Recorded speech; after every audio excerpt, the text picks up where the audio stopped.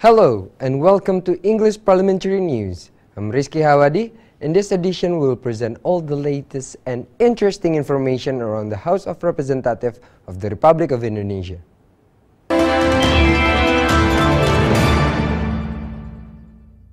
Commission 11 of the House demands the banking sectors to coordinate with Pegadaian Corp, a state-owned corporation running in fiduciary service in Indonesia, in distributing microfinancing or small and medium enterprises credit loan, following the rising trend by 20% of microfinancing distributed through Pegadaian Corporation. The statement relayed by the member of Commission 11 of the House, FATHAN, during the specific visit of Commission 11 of the House to Medan, North Sumatra Province, falling to the high demand for fiduciary service as the shortcut used by the people in obtaining credit funds that would later use to finance their small and medium-sized business. FATHAN encouraged the banking sector to build partnership and cooperation with microcredit agencies, such as Pegadaian, expected to form a synergy and improving the distribution of microcredit funds to the people, which could later reflect in the people's business development and motivate the growth of small and micro businesses in Indonesia. Komisi 11 juga mendorong semua perbankan, lembaga keuangan mikro, lembaga keuangan non-bank seperti Pegadaian tadi disebut juga untuk mensupport, memberikan stimulan, memberikan satu dorongan kepada industri-industri dan UKM-UKM yang selama ini tumbuh dengan bagus. In line with FATHAN, the member of Commission 11 of the House, ANDREAS SUSETYO, says the trend of funds withdrawals from fiduciary agency shows the ineffective microcredit fund distribution done by banking sectors despite the importance of an even credit funds distribution that could give positive impact to the growth of small and medium business and the people's economy. Tadi oleh OJK dikatakan memang trennya meningkat, tapi itu kan juga yang saya sampaikan berapa besarnya itu belum menunjukkan keseluruhan kredit yang diberikan karena belum memasukkan perusahaan pembiayaan dari Pegadaian. Padahal kalau menjelang Lebaran ini itu masyarakat membutuhkan kecepatan dan fleksibilitas dan itu biasanya mereka melakukan pembiayaan melalui Pegadaian. From North Sumatra, Dwi Ayu and Ferdian, Dpr Parlemen report. Commission 11 of the House demands the government and Bank of Indonesia to immediately set the target of economic growth for 2018 proposed budget. Commission 11 is committed to support a comprehensive regulation and policy reformation to make sure the 2018 proposed budget to stay realistic and the national economic growth target could be achieved. Speaking at Nusantara One Building Senayan, Jakarta, the member of Commission 11 of the House, JOHNY suggests the economic growth target to follow the Bank of Indonesia projection, which predicted in the range of 5.1 to 5.5%. JOHNY later demanded the government and Bank of Indonesia to keep Indonesia economic growth stability, which will later set during the discussion of 2018 Indonesia proposed budget. Asumsi makro pemerintah 5,4 sampai 6,1% pertumbuhan di tahun 2018, sedangkan asumsi makro yang ditetapkan oleh BI sebesar 5,1 sampai 5,5%. Ya. Jadi asumsi makro BI berada di dalam range-nya asumsi makro pemerintah. Nah, kita membutuhkan asumsi makro yang optimistis. Mengapa? Karena memang kita ingin agar pertumbuhan ekonomi kita, agar percepatan pembangunan kita, agar gerak dan dinamisasi perekonomian kita itu semakin lebih besar. Untuk itu dibutuhkan pelebaran. JOHNY further adds, by considering the improving economic growth projection in 2018, JOHNY demands the government to keep the improvement momentum on improving national economic growth rate, which expected to bring market optimism to the foreign market and investors. Perlu juga memberikan sinyal kepada pelaku usaha dan dunia internasional bahwa perekonomian kita itu bergerak menanjak naik. Dan saat ini pertumbuhan ekonomi kita di negara-negara G20 itu termasuk tinggi. Ya, termasuk tinggi. setelah Cina, India atau India, Cina, dan kita di kisaran 5% itu bagus. Siva Dodi and Ferdian, Dpr Parlemen Report. Household Committee of the House of Representatives of Republic of Indonesia or BURT considers that the Education and Training Court or Diklat of the North Sumatra Supreme Audit Board is worth to be set as the benchmark in establishing Education and Training Center of the House of Representatives. Speaking at the specific visit to North Sumatra Audit Board Education and Training Center, Vice Chairman of Household Committee of the House, AZWAR states, the House of Representatives determined to permanently establishing their own education and training center as the part of the House empowerment efforts. The Education and Training Center itself will be used to improve the quality and performance of expert staff that will help the Parliament members. The facility will also be used to train the staff ranging from civil servants to the honorary employees working in the Parliament. Perlu ada peningkatan kualitas. Nah, disinilah peran pusdiklat itu diperlukan. Di samping juga untuk kebutuhan internal kesekjenan DPR, kan akan ada penerimaan pegawai, akan ada penjenjangan karir, tentu dibutuhkan.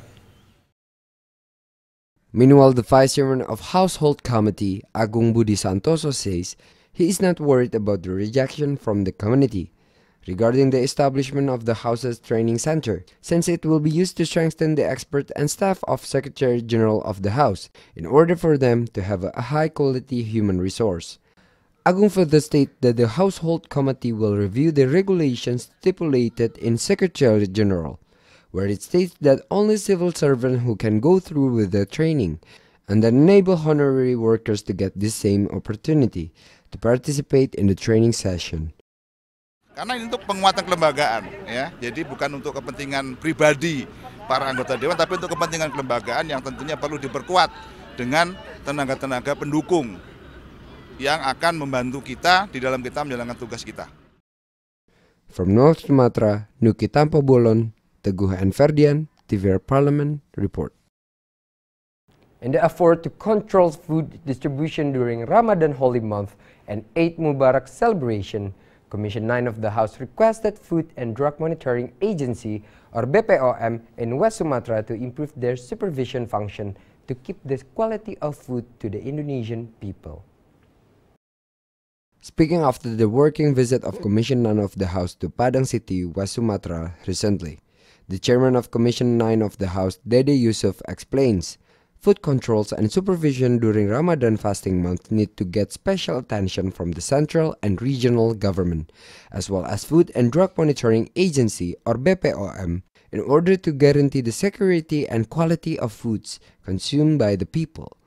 Dede also further states, Commission 9 of the House has been conducting inspection to Alai Market, which aims to see the quality of staple foods in the market and make sure that the foods containing dangerous ingredients and expired foods are out from the market, and also to prevent illegal food imports from entering Alai Market. Kita khawatirkan menjelang Ramadan, dalam Ramadan dan Idul Fitri ini justru beredar yang aneh-aneh. Karena apa? Karena ternyata di Sumatera Barat juga ada indikasi sering terjadi KLB, terutama makanan-makanan yang tidak layak edar, atau juga makanan-makanan yang mungkin sudah kadaluarsa. Meanwhile, the member of Commission 9 of the House, Muhammad Iqbal, states, Food and Drug Monitoring Agency, or BPOM, needs to stand in the front line of food circulation control in the market. Therefore, the regional head and related institution also expected to intensify the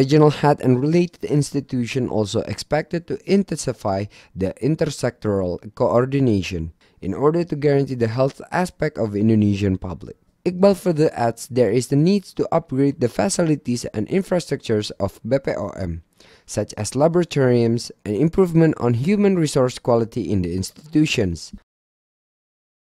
Untuk mengawasi makanan-makanan yang beredar di pasar. Nah, tetapi kalau kita berbicara mengenai makanan-makanan seperti ikan, sayur-sayuran, kemudian jajan-jajanan pasar, Kan ini dalam rangka bulan Ramadan banyak sekali jajanan-jajanan pasar yang kita temui di pasar. Oleh karena itu kita meminta agar ada koordinasi antara pemerintah daerah dengan Badan POM untuk melakukan pengawasan. From West Sumatra, Ajib Chaniago and Ferdian, Dpr Parlemen, report. The House of Representatives of Republic of Indonesia affirms as the institution with supervision function the establishment of the Special Committee of Inquiry Rights on Corruption Eradication Committee is aims to strengthen the KPK's function as law enforcement institution and not the otherwise. Thus, the House deplores the ongoing public opinion which are formed and says the establishment of Special Committee of Inquiry Rights is aimed to weaken the KPK. After the public discussion in Indonesian Law Enforcement Watch Jakarta office, with the team revealing the performance of KPK recently, the chairman of Special Committee of Inquiry Rights on Corruption Eradication Commission, Agung Gunanjar, criticized the performance of the Corruption Eradication Commission or KPK. According to Agun, the main point of Special Committee on Inquiry Rights is aimed to return the KPK's position and to rearrange the KPK standing in the Indonesian law system. Posisi KPK dalam konteks hukum tata negara itu seperti apa? Dalam cabang kekuasaan negara itu dia cabang kekuasaan apa? Nah, kalau setelah kita jawab, lalu yang mengontrolnya siapa? DPR ada yang ngontrol, Presiden ada yang ngontrol, Mahkamah Agung, Mahkamah Konstitusi ada yang mengontrol, lalu KPK yang ngontrol siapa? Meanwhile, Law Director of Indonesian Law Enforcement Watch, Effendi Saman, says there should be a revision on law system, especially in KPK, where the procedural system is often neglected by the KPK. Therefore, Effendi corrected that the overly ruled power could ruin the law enforcement for corruption and criminal acts. Yang kedua adalah banyak kasus-kasus yang secara substansial yang berkaitan dengan upaya penegakan hukum korupsi. Hingga hari ini kita belum mendapatkan penjelasan tentang manfaat hadirnya KPK di Republik ini. Andri Triana and Ferdian, Dpr Parlemen, report. Related to the land dispute problem that happened between the National Air Force with the people from Sukadadi and Kebun Bunga Village, Sukarame region, Palembang, South Sumatra, Commission 2 of the House demands the authority to track the ownership of the land. Commission 2 also hopes that there is no intimidation acts in this case. Speaking of the reporting land disputes case, in the Parliament Complex Senayan, Jakarta recently, Mustaqim, one of the residents of the village that involved in the land dispute case, states the land that he now inhabits has a legality at the regional level and has been inhabited through generation for about a decade. Mustaqim also mentioned his family have been intimidated and assaulted that cause injuries and that need for medical assistance from the hospital. Therefore, Mustaqim requests the parliament member sitting in Commission 2 of the House to fight for his aspiration by relaying the message to the President of Indonesia, Joko Widodo, and the Ministry of Defense. Ini milik kami, jadi mohon kepada Menteri, khususnya Menteri Pertahanan yang mempunyai aset, mohon dicek kembali Pak. Kemudian yang terhormat Presiden Republik Indonesia, Bapak Jokowi, monggo Pak, kami diperhatikan di lapangan, dicek. Benar-benar ini milik masyarakat atau milik TNI AU? Mana pemukiman masyarakat, mana milik TNI AU? Itu jelas sudah. Responding to the report, the member of Commission 2 of the House, Agung Wiantoro, says the land dispute cases in Indonesia are caused by the land inventories data which are not well organized. Therefore, Agung demands the National Land Agency of the Ministry of Agrarian and Land Spatial to track the background of the land and decide the real owner of the disputed land. Historicalnya, saya yakin dan percaya agraria akan menangani secara bijak.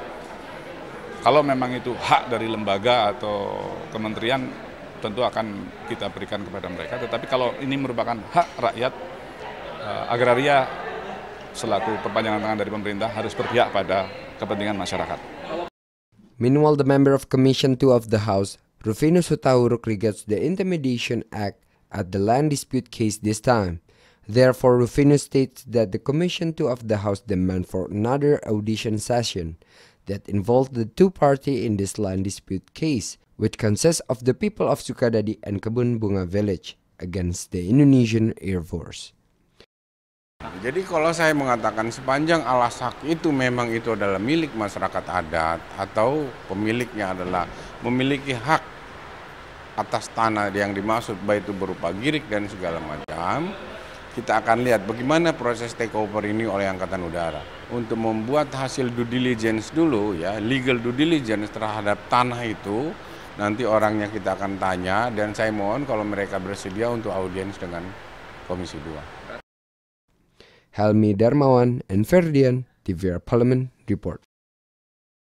In the effort to protect the people from expired foods and the circulation of food ingredients which does not meet the health standard during Ramadan holy month until Eid Mubarak holiday, Commission 9 of the House demands the Food and Drug Monitoring Agency or BPOM to improve their supervision at the markets. Speaking during the specific visit to West Nusa Tenggara Province recently, the Vice Chairman of Commission 9 of the House, Ermalena, states, to suppress the distribution of unqualified foods, especially in Ramadan fasting period, regional government must keep their coordination with the regional working units. Ermalena adds, there is an urgency to intensify socialization and coaching to the small and medium business owners in the region regarding food quality, which is expected to suppress the circulation of dangerous and unqualified foods among the Indonesian people.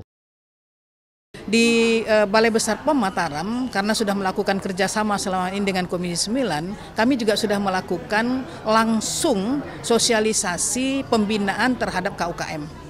Nah, apa gunanya agar jangan sampai makanan itu sampai dulu kepada konsumen, tapi kita sudah melakukan pembinaan terlebih dahulu kepada pelaku pembuatnya.